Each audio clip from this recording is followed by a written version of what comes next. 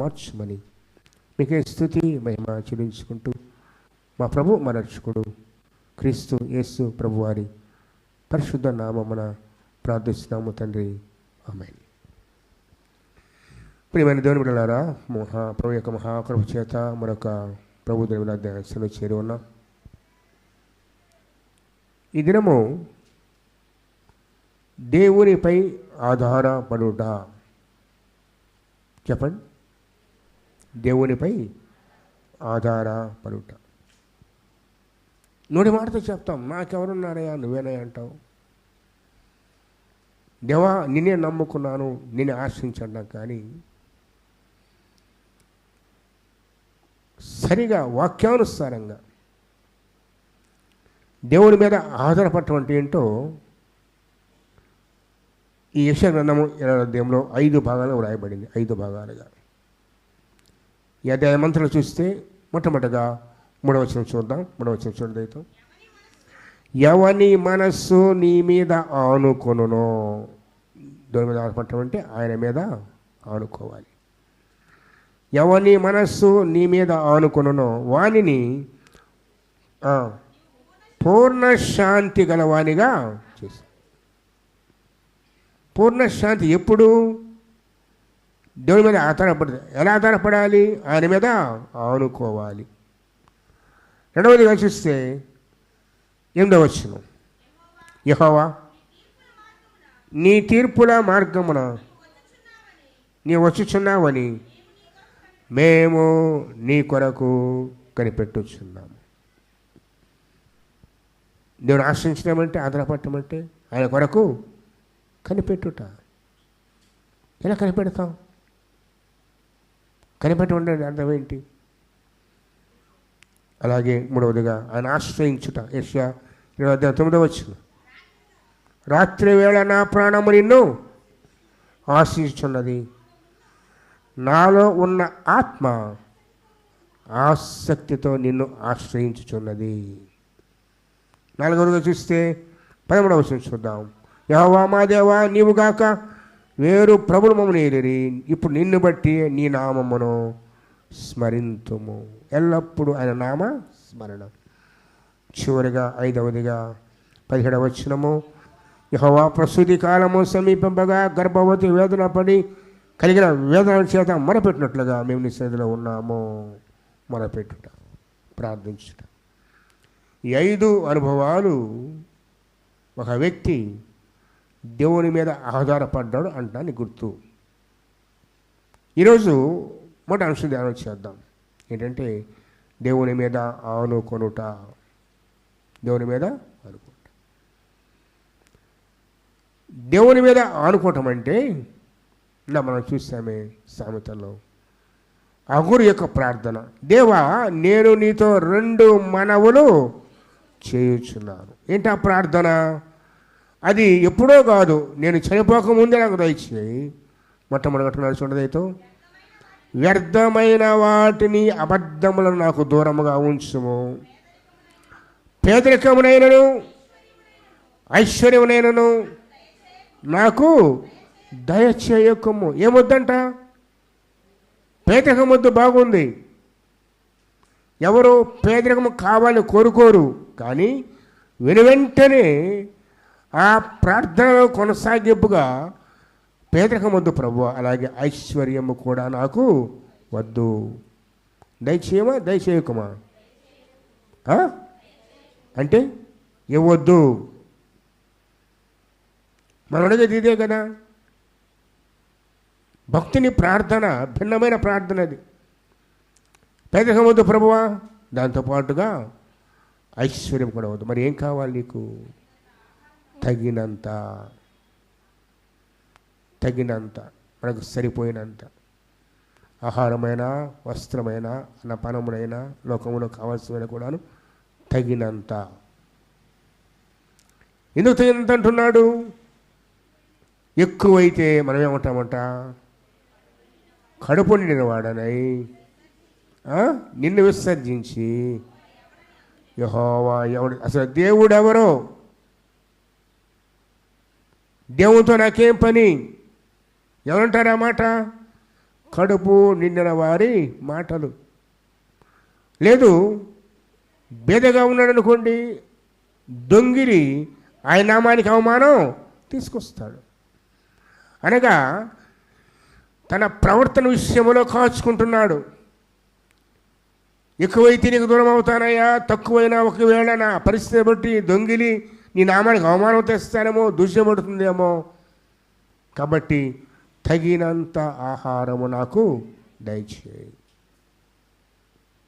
ఇదే దేవుని మీద ఆనుకొనుట, ఆయన మీద, ఆయన కోసం, ఆయన సహాయం కోసం ఎదురు చూడటం. అందుకే యెషయా 26:3 చెప్పనమాట, ఎవని మనస్సు నీ మీద ఆనుకొనునో వానిని నీవు పూర్ణ శాంతి. రేపటి గురించి దిగులు లేదు, నా ప్రభువు చూసుకుంటాడు. వ్యాధి వచ్చిందా, ఆయన చిత్తం అది. కష్టం కలిగిందా, నా దేవుడికి తెలుసు. లోటుపాట్లు ఉన్నాయా, నా ప్రభువు సరిచేస్తాడు. బలహీనతలో ఉన్నావా, నా ప్రభు బలపరుస్తాడు. అనుదినము ఆయన కృప కోసమై కనిపెట్టుటే ఆయన మీద ఆనుకొనుట. అలా ఆనుకున్న వారికి, అనగా ఆయన ఆధారమైన వారికి, ఇదిగో దేవుడు పూర్ణ శాంతిని కలుగజేసేవాడు. ఈరోజు ఒక ప్రశ్న వేసుకుందాం. మనం ఎవరి మీద ఆనుకుంటున్నాము, ఎవరిని ఆశ్రయిస్తున్నాము? మొట్టమొదటిగా 5 అంశాలు జ్ఞాపకం చేస్తాను. ఎక్కువగా ఈ లోకంలో దేవుని తప్ప దేని మీద ఆధారపడతాము.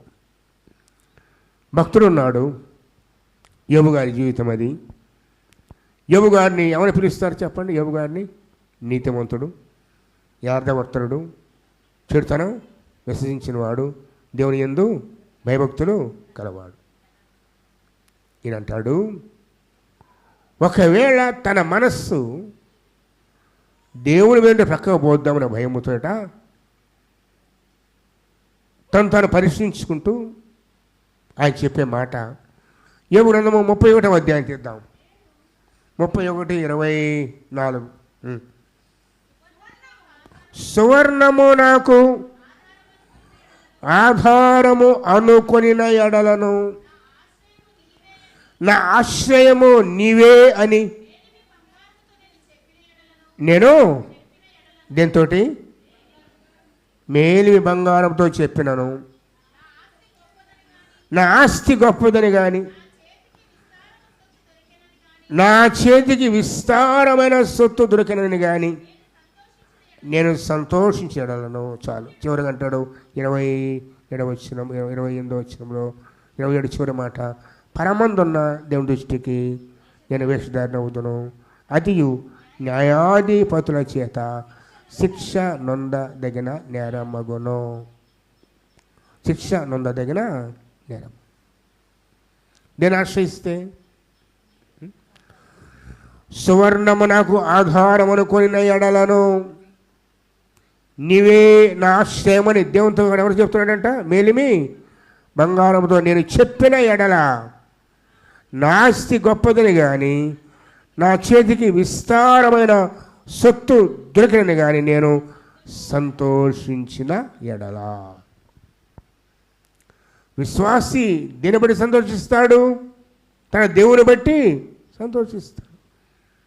వాక్యంలో సంతోషము, ఆయన మాటలో సంతోషము, ఆయన స్థితిలో ఉన్న ఆనందం అది. అలా కాకుండా సోనమంటే లోకాధారము, లోకములో ఘనమనిదిగా ఎంచేది.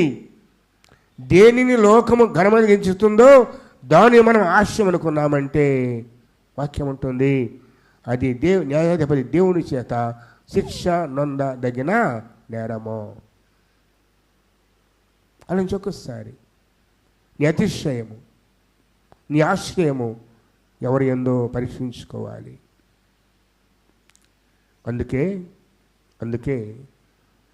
యోబు గారు ఏం పోగొట్టుకున్నారో తెలుస్తుంది ఆ రోజున. ఒకసారి చూద్దాం. 1వ అధ్యాయం యోబు గ్రంథము 1వ అధ్యాయానికి వెళ్ళండి. 1వ అధ్యాయము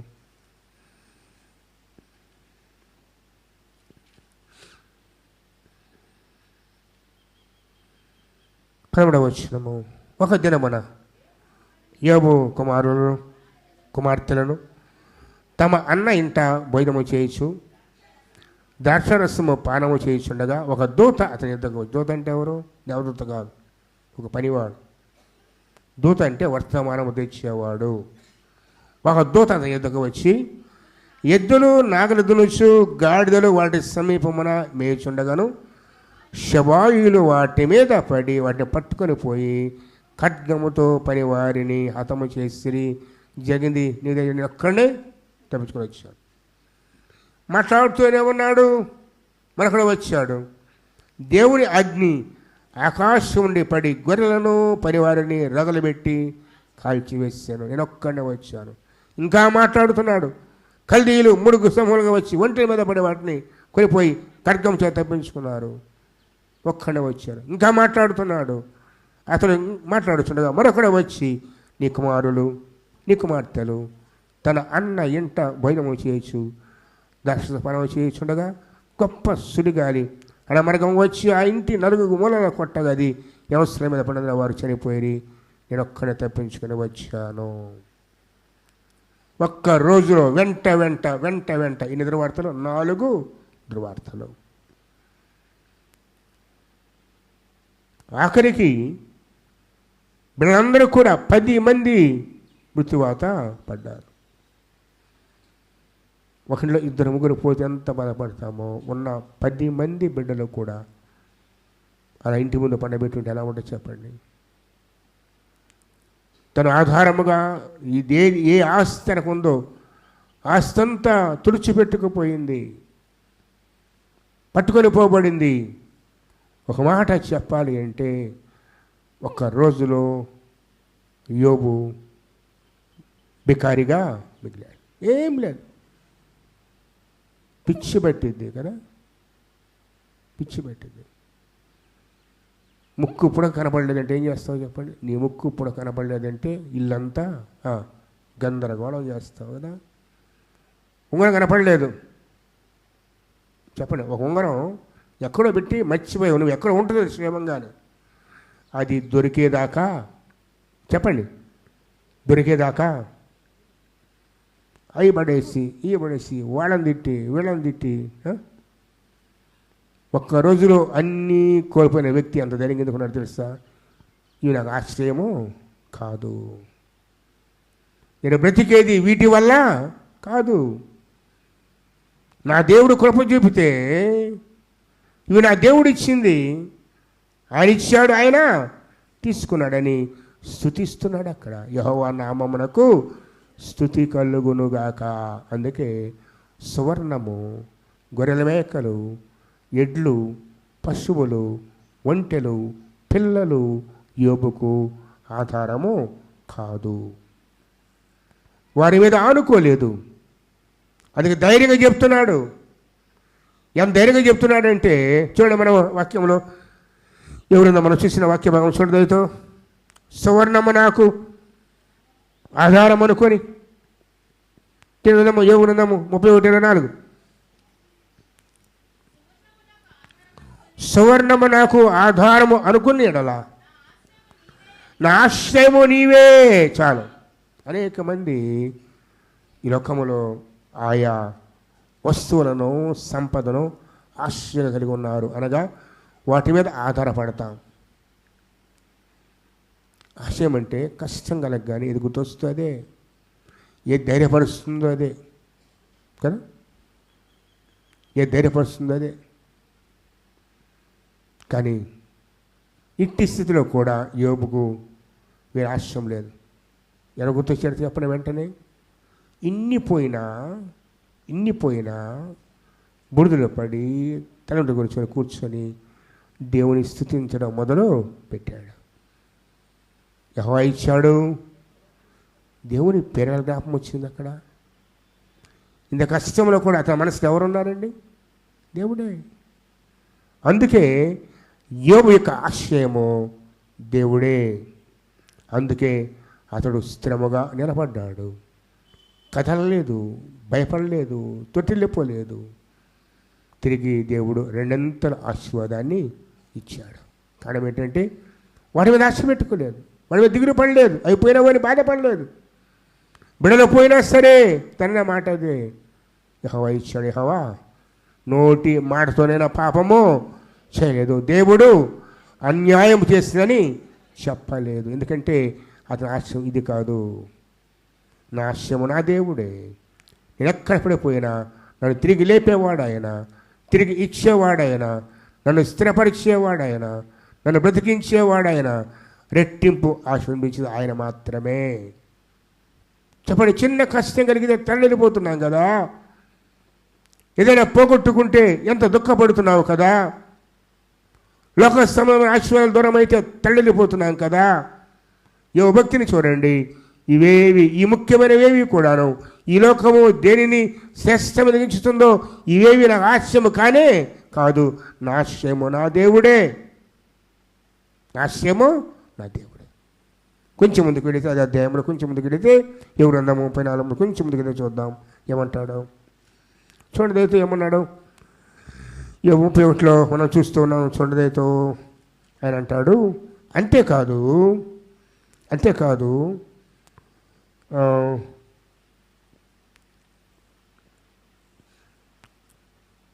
సూర్యుడు ప్రకాశించినప్పుడు నేను అతనినే కానీ 26వ వచనము, చంద్రుడు మిక్కిలి కాంతి కలిగి నడుచుచుండగా అతనినే కానీ చూచి నా హృదయము రహస్యముగా ప్రేరేపింపబడి వారి తట్టు చూచి నా నోరు ముద్దు పెట్టిన ఎడల. సూర్యుడు చంద్రుడు ఇవేంటివి? వీటిని దేవుడు ఎందుకు చేశాడు? పగటిని ఏలుటకు సూర్యుని, రాత్రి ఏలుటకు చంద్రుని. అంతే కదా, అది కాలం తేడా ఉంటుంది కదండి. పగటిని ఏలుటకు సూర్యుడు, రాత్రిని ఏలుటకు చంద్రుడు. అంటే ఇదిగో నీ ఆశయము ఈ ఏలేవారు కూడా కాదు, పగటిని వెళ్ళేవారు రాత్రి వెళ్ళేవారు కాదు, సూర్యచంద్రులు కాదు, అవి ఆధారం అనుకోవద్దు, అవి గతించిపోయేవి. కానీ ఎవరైతే ఆయన నామమును స్మరించి ఆయనకే భయపడి ఆయన సేవిస్తారో వారు నిర్దోషులుగా తీర్చబడతారు. కొందరంట ఇదిగో సూర్యునికి చంద్రునికి హృదయములో రహస్యముగా ప్రేరేపింపబడి. ఎందుకు వస్తుంది ప్రేరేపణ? హృదయంలో ఈ ప్రేరేపణ ఎందుకు వస్తుంది తెలుసండి? వాడికి భయపడుతున్నావు, వాటికి భయపడతావు కానీ వాటిని సృష్టించిన దేవునికి భయపడలేదు కదా. సూర్యుని అగ్నికి భయపడతావు, సూర్యుని వేడికి భయపడతావు కానీ సృష్టించిన దేవునికి భయపడవు. వాడిని నమస్కరిస్తావు కానీ దేవుని నమస్కరించావు, వాడిని ఆశ్రయిస్తావు కానీ దేవుని ఆశ్రయించావు. ఇదిగో ఈ లోక అధికారులైనా సరే ప్రభు చెప్పినట్లుగా సూర్యుడు పగటిని వెళ్ళే రాజు, చంద్రుడు రాత్రి వెళ్ళగా ప్రభు ఇచ్చాడు. నీ హృదయంలో రహస్యముగా ప్రేరేపింపబడి ఒకవేళ వాటిని నువ్వు ముద్దు పెట్టావేమో అని వాటిని ఆశ్రయించి వాటిని ప్రేమించావేమో, వాటిని ఇష్టపడ్డావేమో, ప్రభు అంటాడు ఇది కూడా నేరమే, ఇది కూడా నేరమే. పరమున్నందున్న దేవుని దృష్టికి నేను వేషధారి. ఎవరి దృష్టికి అంట? వేషధారి. ఎక్కడ? హృదయములో రహస్యముగా సూర్యచంద్రులకు నువ్వు సేవించిన ఆశయమునుకున్నా కూడా వేషధారులుగా మారిపోతున్నావు.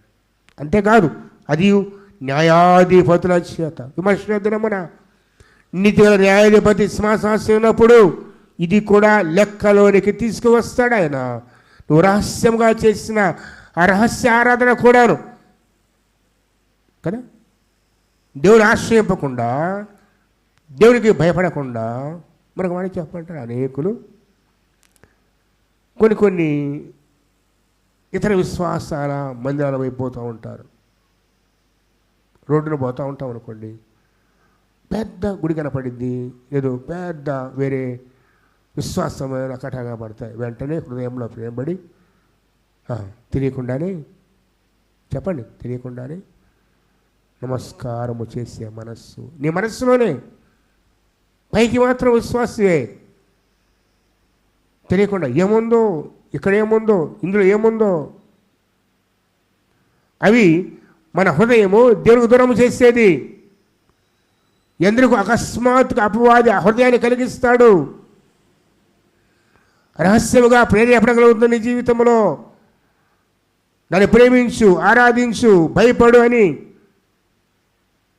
అది కూడా రహస్యమును చూసే తండ్రి, న్యాయం తీర్చే దేవుడుగా ఉన్నాడు.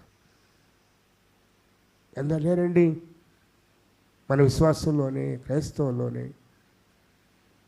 ఇతర విశ్వాసాల దగ్గరికి వెళ్ళి దయ్యాలని, కడుపు నొప్పని, బిడ్డలు ఏడుస్తున్నారని కదా, బిడ్డలు ఏడుస్తున్నారని ఏవేవో కార్యక్రమాలు చేసేవాళ్ళు లేరా మనలో? సంఘాల్లో లేరా? మన కుటుంబాల్లో లేరా? ప్రభు అంటాడు, అది కూడా న్యాయాధిపతి చేత తీర్పుకి తీసుకొస్తాను. నిలబడాలి తీర్పు దినానా? ఒక దారం కోసం నిలబడాలి తీర్పు దినానా? ఒక ఉంగరం కోసం నిలబడాలి తీర్పు దినానా? ఒక తాయెత్తు కోసం నిలబడాలి దేవుని ముందు ఆ రోజున. మర్చిపోవద్దు, ఎందుకంటే న్యాస్యం అదైపోయింది. కొందరికి బంగారం ఆశ్రయం అయితే, కొందరికి ధనమాశ్రయం అయితే, కొందరికి బంధువుల ఆశ్రయం అయితే, కొందరికి మరికొన్న సంపద ఆశ్రయం అయితే, ఇదిగో కొందరికి ఇదిగో ఈ వ్యర్థమైనవి పనికిరానివి ఆశ్రయమయ్యాయి. వాడిని నమ్ముకుంటున్నావు, వాడి మీద ఆధారపడుతున్నావు, నీ దేవుడు విడిచిపెట్టావు, నీ దేవుడు చేయలేనుకుంటున్నావు.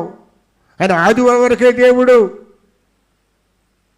కదా, ఆదివారం ఆయన దేవుడు. దినదినము ఆయన చేతుల్లో ఉంది. ఆయన సృష్టి ప్రతిరోజు కూడాను. అది మర్చిపోయి జ్ఞాపకం చేస్తున్నాను. ఎవగారు అంటున్నారు, ఈ లోకములో ఏ శ్రేష్టమైంది కూడా నాకు ఆధారమైన, ఆశ్రయమైన, నేను ప్రేమించిన, రహస్యముగా ముద్దు పెట్టినా సరే అది దేవుడి లెక్కలోనికి తీసుకొని వస్తాడు. ఆలోచించి ఈ రోజున మన ఆశ్రయం ఏంటి? ఎదుట ధైర్యంగా ఉంటావు నువ్వు. నా ప్రభువు ఉన్నాడు, నా రక్షకుల సమర్థుడు ఆయన, నన్ను బలపరిచేవాడు, నన్ను బాగు చేస్తాడు, నన్ను దర్శిస్తాడు, కృప చూపుతాడు. ఆయన విశ్వసించకుండా ఆశ్రయం ఏదిగా ఉందో ఈరోజు ఆలోచించుకోవాలి. రెండవ చూస్తే చూడలేదు, రెండవ జ్ఞాపకం చేస్తాను. మనం సాధారణంగా మనం ఆశ్రయించేది ప్రభు తప్ప. యెషయా 30వ అధ్యాయము 12వ వచనం చూద్దాం. 30వ అధ్యాయము చూడలేదు. అందుచేతను ఇశ్రాయేలు యొక్క పరిశుద్ధ దేవుడు ఇలాగూ సెలవిస్తున్నాడు, మీరు ఈ వాక్యము వద్దని త్రోసివేసి బలాత్కారమును, కృత్రిమమును నమ్ముకొని అట్టి వాటిని ఆధారము చేసుకుంటారే. ఏమి త్రోసివేశారు? వాక్యం అనగా ప్రభువే. వాక్యమును త్రోసివేసి, వాక్యమును ప్రక్కకు పెట్టి, వాక్యం ఏం చెప్తుందో చూడకుండా దేని ఆశ్రయించారంట వీరు? దేని ఆశ్రయించారంట? బలాత్కారమును, కృత్రిమమును. బలాత్కారము, కృత్రిమమును నమ్ముకున్నారు. కృత్రిమం అంటే తెలుసా? కల్పించబడింది, కొద్ది కాలమే ఉండేది, శాశ్వతమైనది కాదు అది. శాశ్వతమైన దేవుడు భూమి ఆకాశం గతించినా కూడాను నిరంతరం నిలిచేది వాక్యం కదా. వాక్యం చెప్పి భూమి ఆకాశం గతించిన నిత్యం నిలిచేది ఏంటి? వాక్యము. వాక్యాన్ని త్రోసివేసి బలాత్కారమును, కృత్రిమమును నమ్ముకుంటే, ఆశ్రయిస్తే నీ ఆశ్రయము నీ దేవుడు కాదు. నీకు సహాయం చేయడు ఆయన. కష్టదినమైన ముఖం తిప్పుకుంటాడు ఆయన కూడాను. కురిగినప్పుడు చెవి వదులుతాడు ఆయన కూడాను. కృత్రిమమును ఆశ్రయించినప్పుడు, బలాత్కారము నమ్ముకున్నప్పుడు సంసోను దేన్ని ఆశ్రయించాడు చెప్పండి? చావగోరి చావును ఆశ్రయించాడు, మరణాన్ని ఆపేక్షించాడు, చావాలనుకున్నాడు. దేవుని దేశం చావాలి కాదు కదా. వాడు చెప్పాలంటే దేవునికి వ్యతిరేకమైన ఆలోచన చేశాడు సంసోను. తెలుసా మీకు? ఆలోచించండి ఒక్కసారి.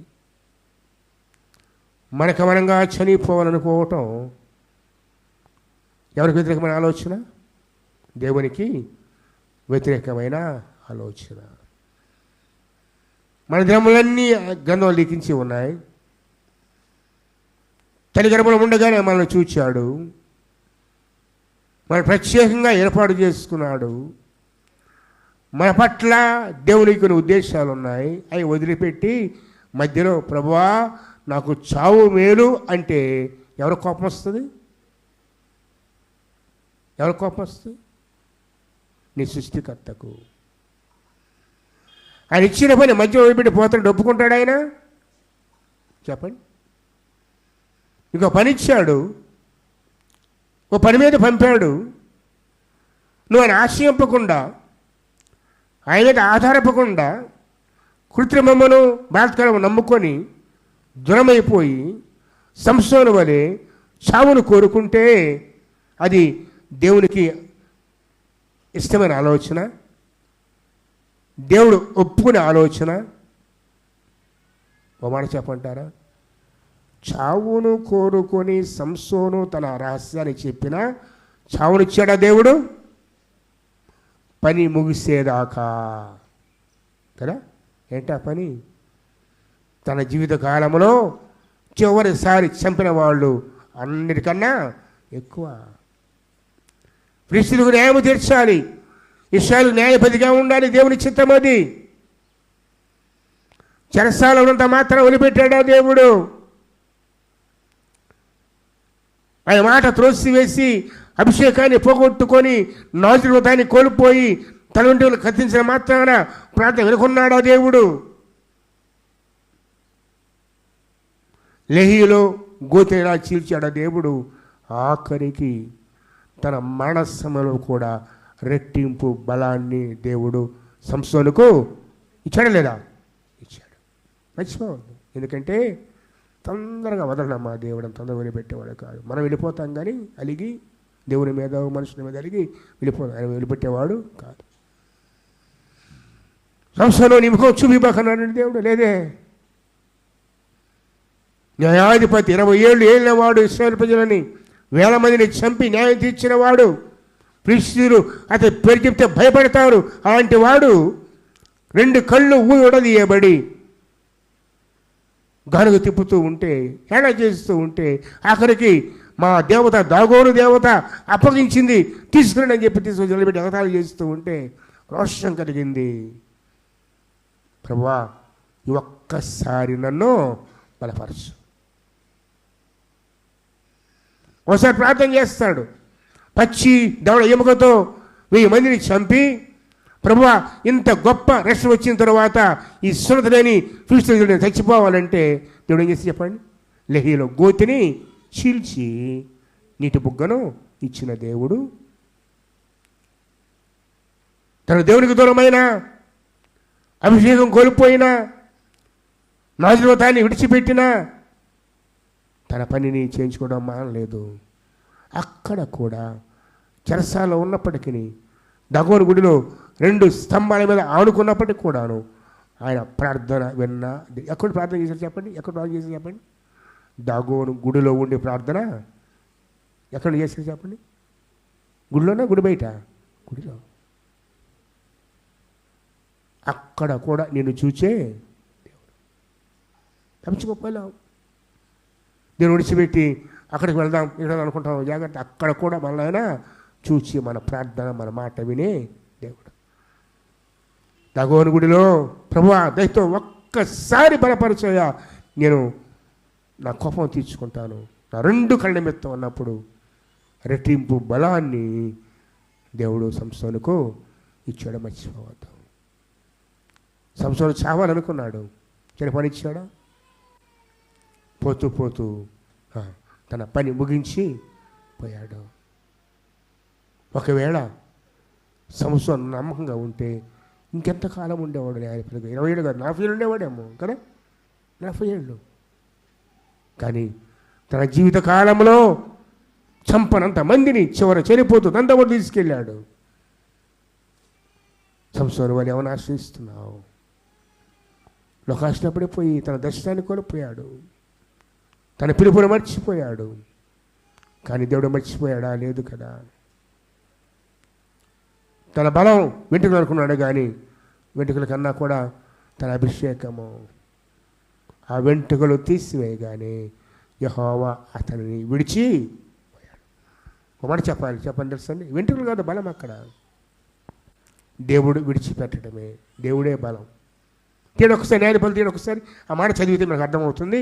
న్యాయాధిపతుల గ్రంథం మనం చూసినట్లయితే న్యాయాధిపతుల గ్రంథంలో వెంట్రుకలు ఒక ఆజ్ఞ. న్యాయాధిపతులు 16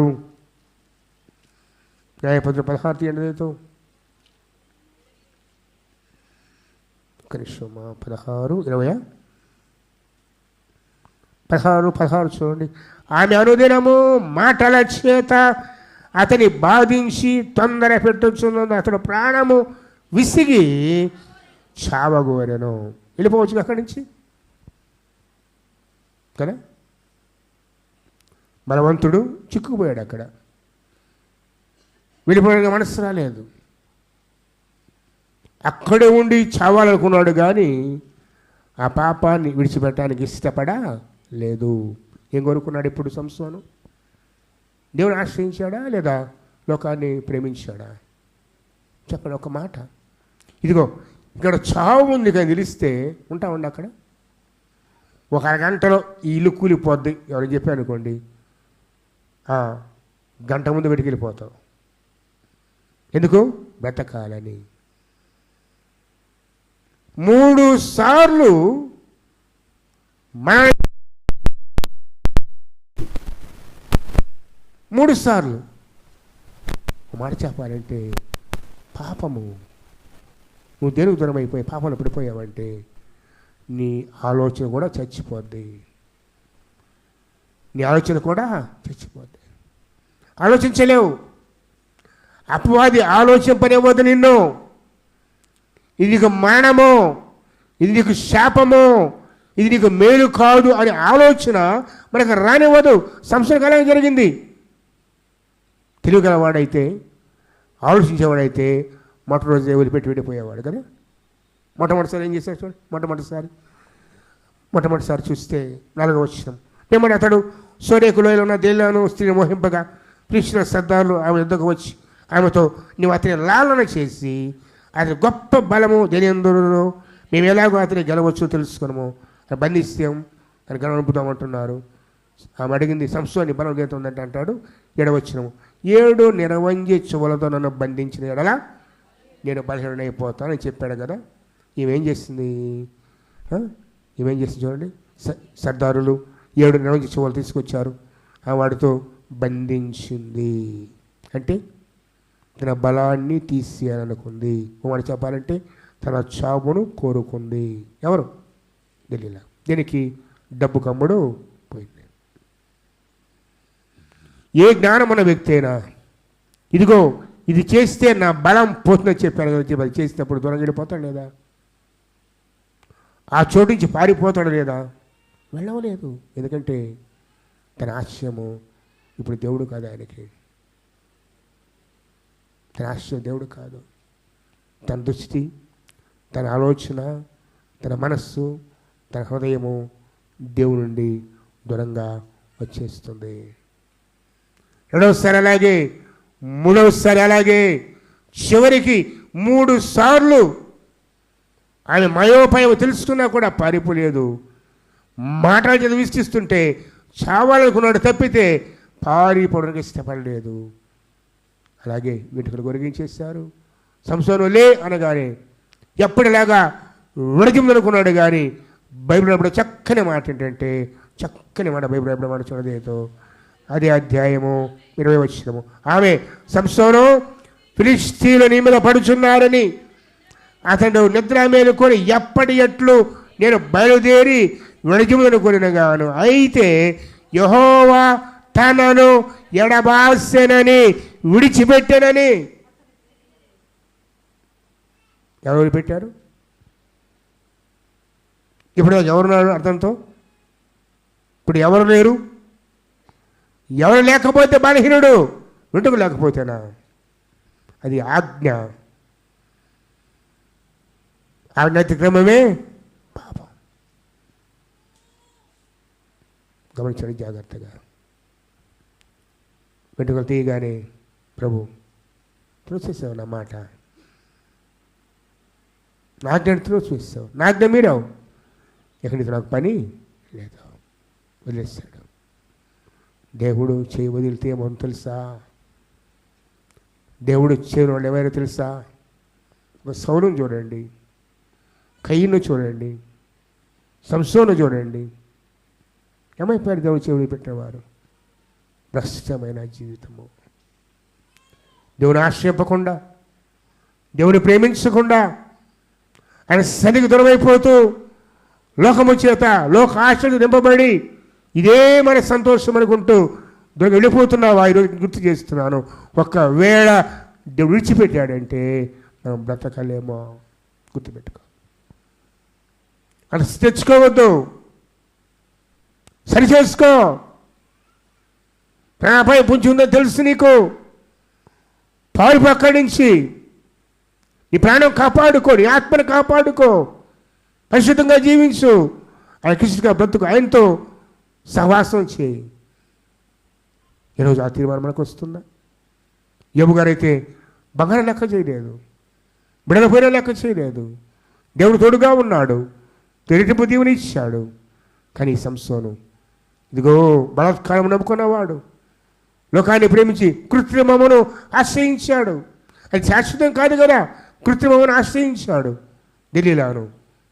దెలీలా సంసోనుకు దేవుడైపోయింది కదా. చావనే చేస్తాడు కానీ ఊరిపెట్టనన్నాడు, చావనే చేస్తాను కానీ దెలీలాని వదలను. ఇంతే మనం కూడా లెక్కమని. ఫలితం ఏమి చెప్పండి? గొప్ప యోధుడు, పుట్టిన మనకు నాలుగు చేయబడ్డవాడు, ఆత్మతో నింపబడే వ్యక్తి ఈరోజు తిరగల విసురుతున్నాడు. ఎక్కడ? గాను విసురుతాడు. ఎక్కడ? చేస్తాడు. 2 కళ్ళు వడదీయబడి గుడ్డివాడుగా. ఎంత దీనస్థితి కానో తెలుసా? దేవుడు వదిలేశాడు. దేవుడు వదిలేస్తే అది మన పరిస్థితి. దేవుడు వదిలేస్తే అన్నీ పోతాయమ్మా. దేవుడు వదిలేస్తే ఏముండదు, నీళ్ళ సంతోషం. అందుకంటాడు, ఎవరి మనసు నీ మీద ఆనుకున్న వాడిని పూర్ణ శాంతి గలవానిగా కాపాడుతూ, ఆయన ఆశ్రయించే వారి పట్ల ఆయన కృప అంతటికంగా ఉంటుంది. విడిచిపెట్టావా? తట్టుకోలేవు. విడిచిపెట్టేశాడు, దేవుడు వదిలిపెట్టేశాడు. ఎప్పట్లాగా విడిజింది అనుకున్నాడు. కానీ వచ్చారు, సంఖ్యలతో బిగించారు, లాక్కు వెళ్ళారు, కళ్ళు బీకారు, చెరసాల్లో వేశారు, చెరగదిలో. గుడ్డివాడే తడవులాడుతున్నాడు. ఆఖరికి పండగ జరుగుతుంది, అంతా గుళ్ళో గుయ్యరున్నారు.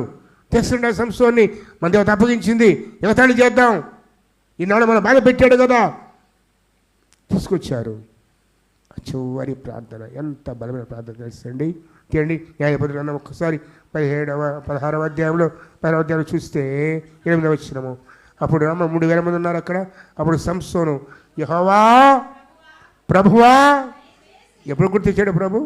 కళ్ళు పోయిన తర్వాత. చచ్చిపో భయం ఉందా? అదే ఇంకొంచెం ముందు మేలుకుంటే ఎలా ఉండేదే కదా. యెహోవా ప్రభువా దయచేసి నన్ను అంటే అర్థం, దేవుడు మర్చిపోయాడు, దేవుడు నన్ను వదిలేస్తాడు. ఇప్పుడు తెలిసింది. ఎప్పుడు? గుడ్డివాడైన తర్వాత.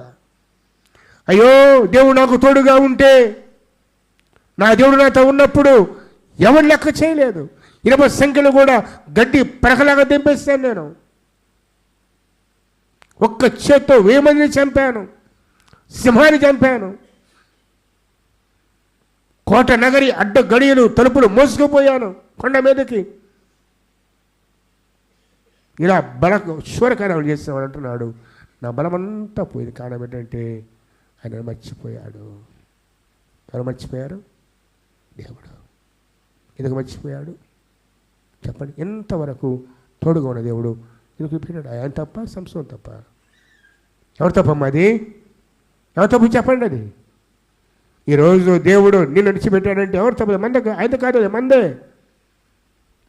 అయినా కూడా ఆఖరి క్షణంలో ఇక అర్థమైపోయింది, నన్ను చంపేస్తారు ఏదో రీతిగా, బలి చేస్తారు ఏదో రీతిగా.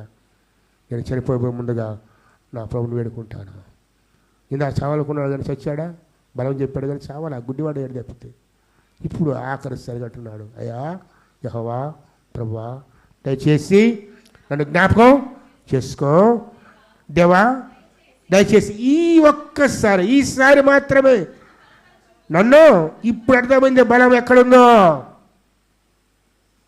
నువ్వు ఇచ్చిన బలమయ్యా, నువ్వు బలపరిస్తే, నువ్వు జ్ఞాపకం చేసుకుంటే, ఇదిగో నా 2 కనుల నిమిత్తము పిలిచి ఒక్క మరి దండించి పగ తీర్చుకుంటాను అని ఆ గుడికి ఆధారముగానున్న 2 మధ్య స్తంభములో ఒక దాన్ని కుడి చేతను, ఒక దాన్ని ఎడమ చేత పట్టుకొని నేనును ఫిలిష్తీయులను చనిపోయి బలముగా వంగినప్పుడు ఆ గుడి శబ్దాల మీద పడి దానిలో ఉన్న వీళ్ళందరి మీద పడిన మన కాలమున అది చంపిన వారి శ్రమ లెక్క జీవితం గంట లెక్కగా ఎక్కువగా ఉంది. ఇలా ముగిసిపోయిన సంవత్సరాల జీవితం ఇలా ముగియాల్సిందా? బలాఢ్యుడు, అభిషక్తుడు, బలముగా వాడబడ్డ వ్యక్తి ఎలా చనిపోయాడండి? ఒక మాట చెప్పాలంటే ఆత్మహత్య, తను తాను చంపుకున్నాడు కదా. సౌలు కూడా అంతే, తన కత్తి మీద తాను పడ్డాడు. ఎందుకు? దేవుని ఆజ్ఞ వెనుక. గుర్తుపెట్టుకోండి, ఈరోజు బాగానే ఉంటుంది. దేవునికి దూరమై దేవుని ఆశింపకుండా ఒక దినాన దేవునికి దూరమైన వారందరి పరిస్థితి ఇదే. గుర్తుపెట్టుకో.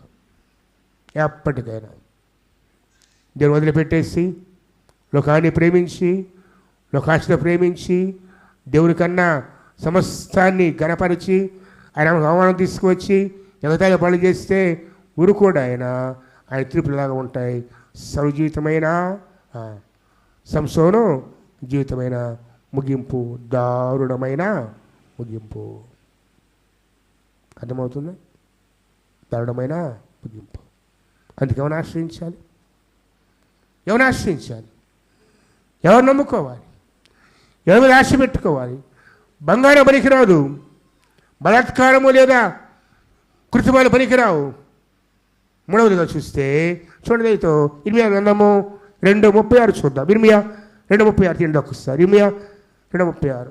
బంగారం ఉంది, బలం ఉంది. ఇప్పుడు ఇర్మియా 2:36 చూద్దాం. నీ మార్గమును మార్చుకుంటకు నీవేళ ఇటు అటు తిరుగులాడుచున్నావు. నీవు అశ్షూరును ఆధారం చేసుకొని సిగ్గుపడినట్లు ఐగుప్తును ఆధారం చేసుకుని సిగ్గుపడేదవు. బయలువెళ్ళదవు. యెహోవా నీ ఆశ్రయమును నిరాకరించుచున్నాడు, వాటి వల్ల నీకు క్షేమము కలగదు. కొంచెం ఇదే మాట అర్థం కావాలంటే 32వ వచనానికి పోద్దాం. 32వ వచనం. కన్యక తన ఆభరణములు మరచున, పెండ్లి కుమారి తన వడ్డాణము మరచున, నా ప్రజలు లెక్కలేనన్ని దినములు నన్ను మరచి ఉన్నారు. చాలు. నా ప్రజలు లెక్కలేనన్ని దినములు నన్ను మర్చిపోయారు.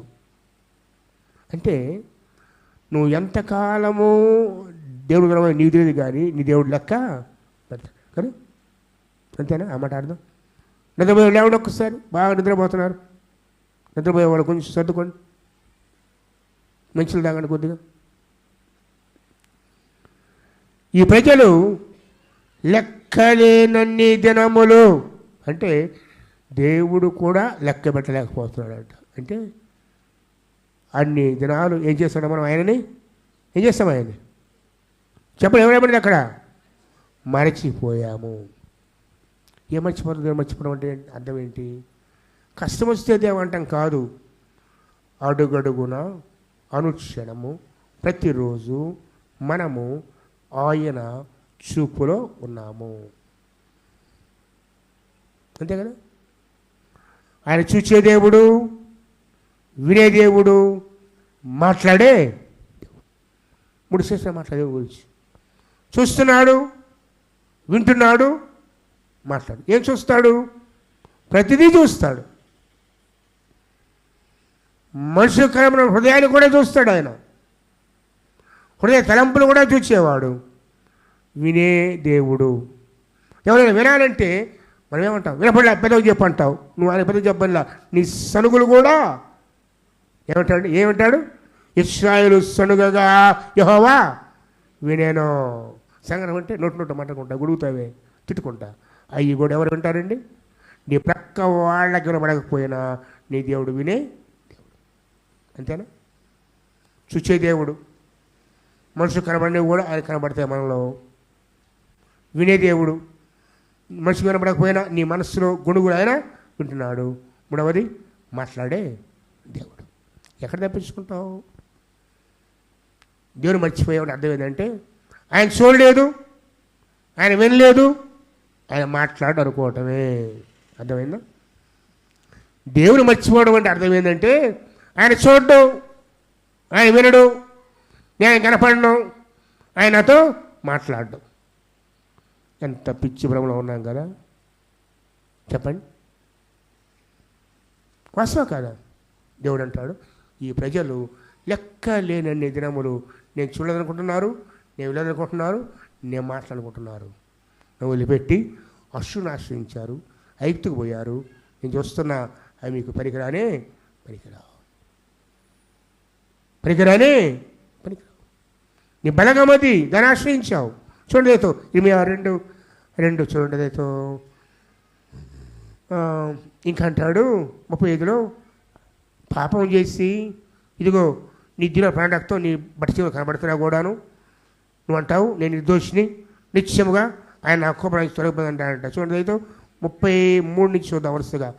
కామము తీర్చుకుంటకై నీవెంత ఉపాయముగా నడిచించున్నావు, అందువలన నీ కార్యములు చేయటకు చెడుసిన రేపిదేవు కదా. మరియు నిర్దోషుడైన దీనుల ప్రాణ రక్తము నీ బట్ట చెవుల మీద కనబడుచున్నది, కణములోనే కాదు నీ బట్టలన్నిటి మీద కనబడుచున్నది. అయినను నీవు నేను నిర్దోషిని, నిశ్చయముగా ఆయన కోపం నా నుండి తొలపని చెప్పుకొనుచున్నావు. ఇదిగో పాపము చేయలేదని నువ్వు చెప్పినను, దాన్ని బట్టి నీతో నాకు వ్యాజ్యము. దేవుడు వ్యాజ్యం అది ఎవరితోటి? పాపం చేసి పాపం చేయలేదు ఒప్పుకోలేదు కూడా, పాపం ఒప్పుకోలేదు కొండి, ఎవరు వ్యాజ్యం ఆడతాడు? దేవుడు. వాక్యం ఉంటుంది, ఆయన నమ్మిన వాడు నీతిమంతుడు, మన పాపాలు ఒప్పుకుంటే విడిచిపెడతాడు, ఒప్పుకోకపోతే ఏం చేస్తానంట? మనతో వ్యాజ్యం ఆడతాను. నీ మార్గము మార్చుకున్నటకు నీ వేళ ఇటు తిరుగుతున్నావు. నీ అశ్షూరును ఆధారము చేసుకొని సిగ్గుపడినట్లు ఐగుప్తును ఆధారం చేసుకొని సిగ్గుపడేదావు. చేతులు నెత్తిన పెట్టుకొని ఆ జనులకు బయలుదేరదావు. యెహోవా నీ ఆశలను నిరాకరించుచున్నాడు. ఐగుప్తు, అశ్షూరు ఆనాడు బలమైన సామ్రాజ్యాలు. దేవుడు విడిచిపెట్టి ఆ బలమైన సామ్రాజ్యాన్ని ఆశ్రయిస్తే ప్రభు అంటాడు నీకు సిగ్గు కలుగుతుంది. చూసే దేవుడు కదా, గమనించేవాడు కదా. నీ మాట వింటున్నాను, నువ్వు అంటున్నావంట నేను పాపం చేయలేదు, నన్ను క్షమించాను అంటున్నావంట. ప్రభు అంటాడు నేను ఇంకా క్షమించలేదు, నీ పాపం నాకు కనపడతా ఉంది, నీ బడ్చెగుల మీద కనపడుతుంది, నీ రక్తం అంతా కూడాను. జ్ఞాపకం చేసుకో ఒక్కసారి. ఎవరు మన ఆశ్రయము? నేను మరిచావా? చూడనుకుంటున్నావా? విననుకుంటున్నావా? మాట్లాడనుకుంటున్నావా? ఆయన నోటి మాట బయలు వచ్చిందా? ఆయన తీర్పు బయలుదేరిందా? ఎవరు ఆపను కూడా ఆపలేరు. పరీక్షించుకో, సరిచేసుకో.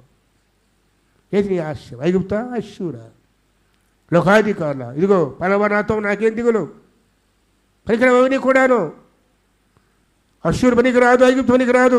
ఆ బలమైన ఎంత నీతో ఉన్నా కూడాను ఆయన చేయి విడిచితే, ఆయన గద్దిస్తే, ఆయన మాట్లాడితే చెడగొట్టే దేవుడు కదా ఆయన. చెడగొట్టే దేవుడు. ఇశ్రాయేలు ప్రజల మీదకి అశ్షూరులు వచ్చారండి. దండంతా వచ్చింది.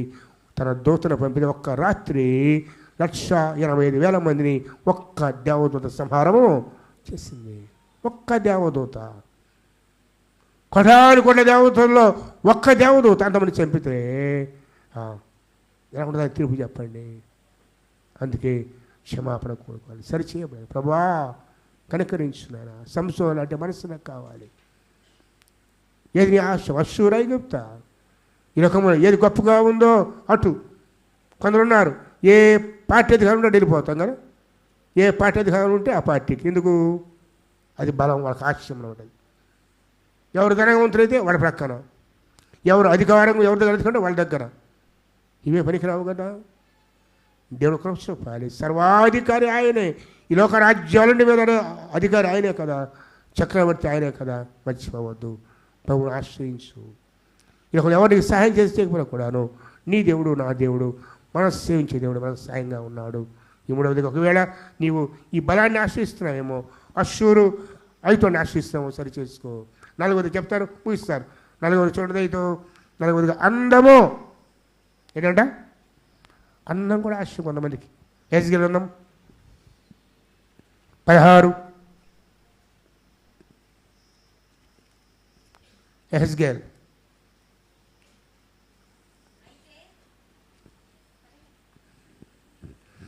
ఒక్క నిమిషం అమ్మా, ఒక్క నిమిషం. 16, 14, 15, 16.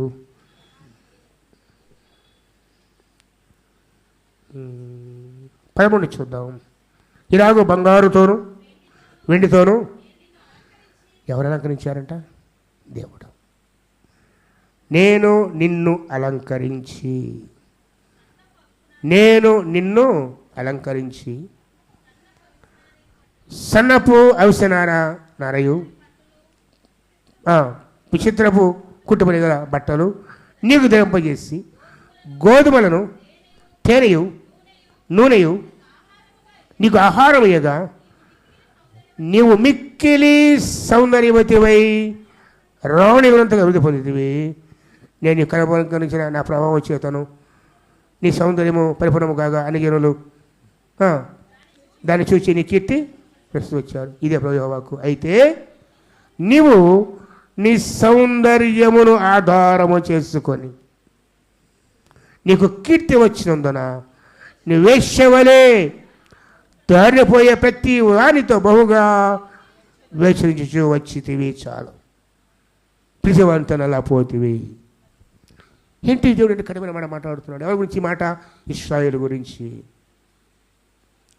ఒక జనాన్ని గురించి, ఒక జనాంగం గురించి దేవుడు మాట్లాడుతున్నాడు. నేను దీవించాను, ఆస్వాదించాను, నీకు సౌందర్యాన్ని ఇచ్చాను, బంగారం ఇచ్చాను, వస్త్రాలు ఇచ్చాను, అలంకరించాను. కానీ నీ అందాన్ని నీవు చూసి గర్వించి నీకు ఇచ్చినను వదిలిపెట్టి వ్యర్థమైన విగ్రహాల వెంట పరిగెత్తావు కదా. ఇచ్చిన దేవుని స్తుతింపకుండా, ఇచ్చిన దేవుని కనపరచకుండా వేరే వాటిని నువ్వు ఆశ్రయం చేసుకుంటే ఆయన లెక్కడిగే దేవుడు. ఎంత చూస్తున్నాడు చూడండి. ఏమేం చేస్తే లెక్క చెప్తున్నాడండి? ఏం చేసి లెక్క చెబుతున్నాడు?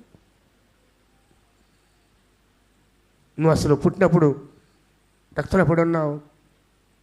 నీ బొడ్డు కూడా కోయబడలేదు, నీ నాభిస్తో కోయబడలేదు, కలవశంలో ఉన్నావు. నీ దగ్గర చూస్తే జాలి కలిగింది నాకు. తీసుకున్నాను, కడిగాను, శుద్ధి చేశాను, నూనె పూసాను, పెద్దనమైపోయావు. నేను ప్రేమించి నీకు వస్త్రాలు ఇచ్చి నీ నాదానిగా చేసుకున్నాను. అయితే నువ్వేం చేస్తావంటే నేను ఇచ్చిన సౌందర్యాన్ని ఆధారం చేసుకొని నాకు దూరం అయిపోయావు. కఠినమైన మాట దేవుడు మాట్లాడుతున్నాడు ఇక్కడ. దేవుడు ప్రతిదీ చూచే దేవుడు. ఇశ్రాయేలు అంటాడు ఆయన, ఈ ప్రజలు ఈ 10 మార్లు నన్ను శోధించారు. ఎన్ని మార్లంట? లెక్క పెడుతున్నాడు ఆయన. ఈ 10 మార్లు శోధించారు. ఇశ్రాయేలు ఎజ్రాయేలు అంటున్నాడు, ఏమేం చేశాడో చెప్తున్నాడు, ఎలా అలంకరించాడో చెప్తున్నాడు, ఏమి ఇచ్చాడో చెప్తున్నాడు.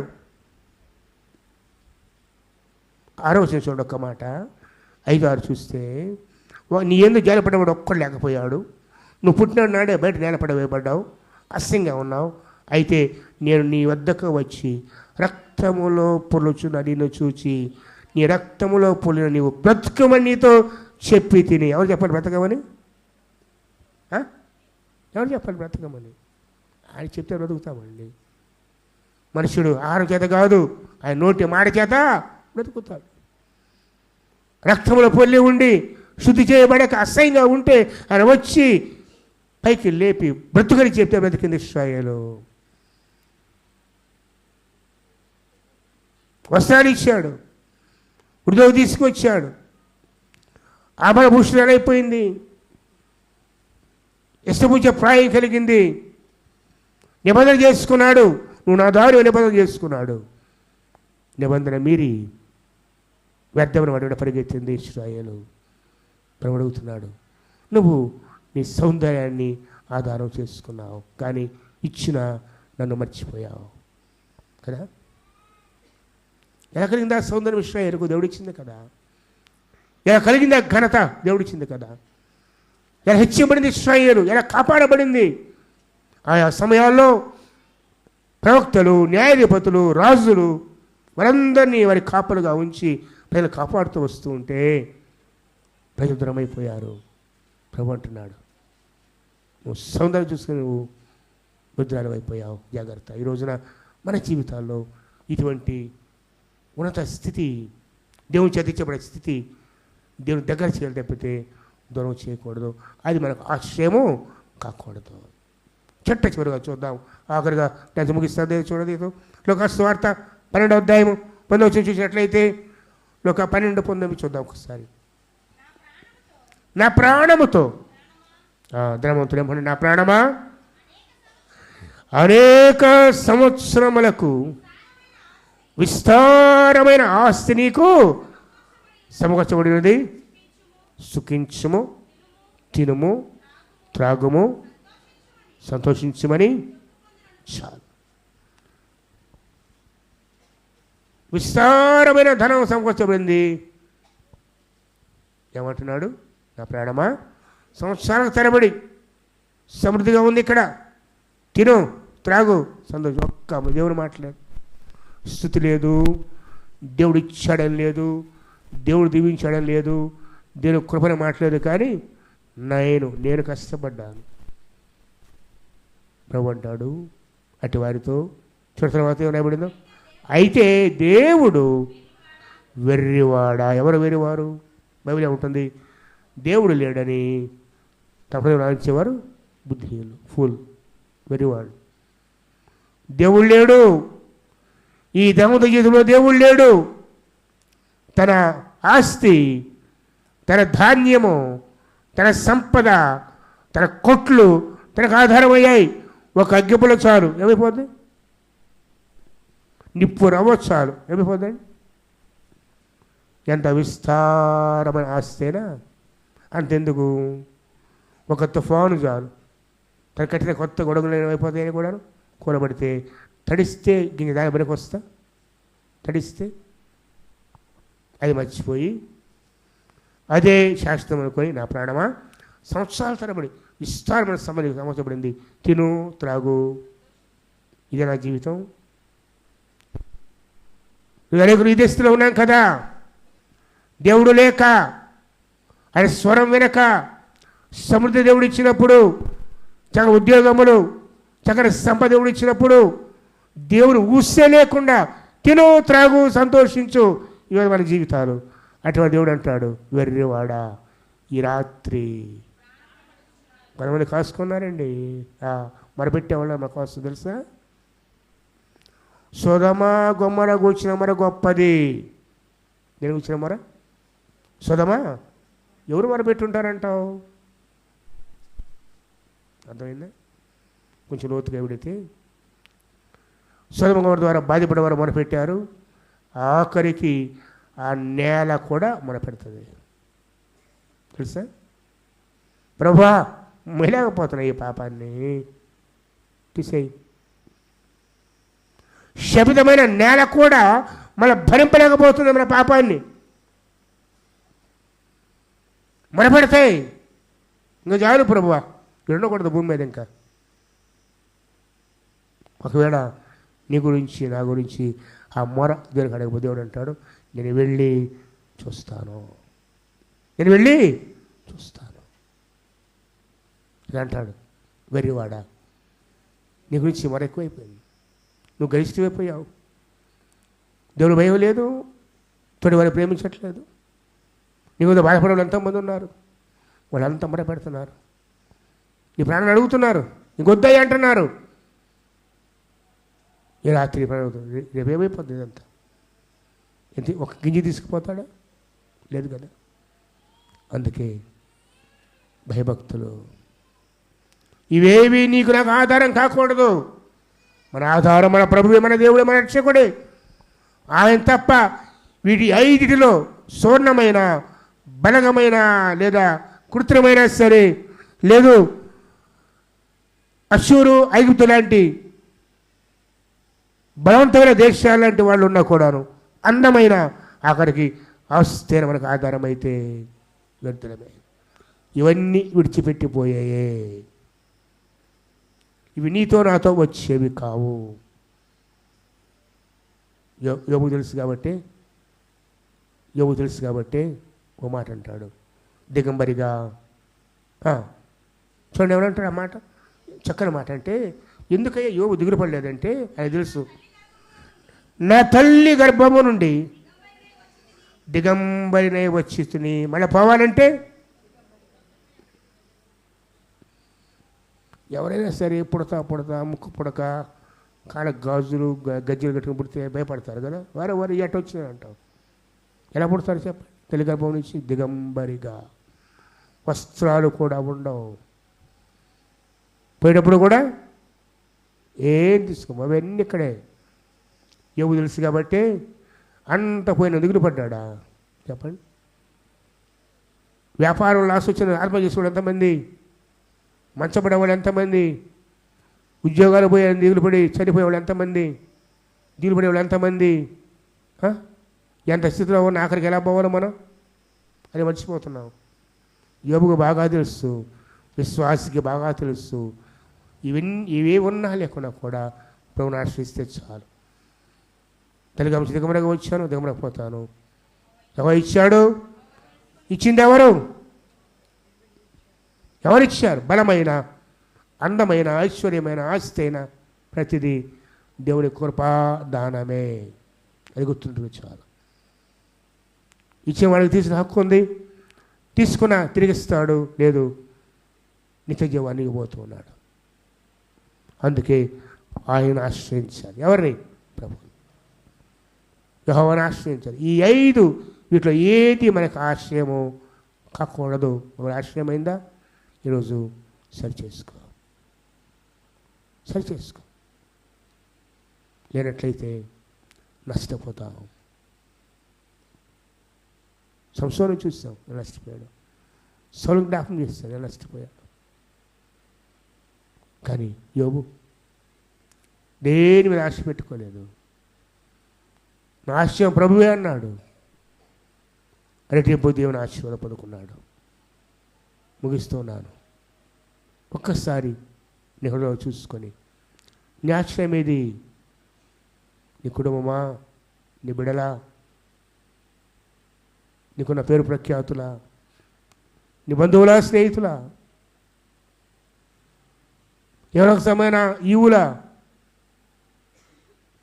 ఇచ్చింది దేవుడని మర్చిపోక, ఇచ్చిన వాటి మీద కాదు, ఇచ్చిన దేవుని ఆశ్రయించు. కనికరింపబడి కృప పొందుకుంటాం. ఆయన దూరం కావద్దు.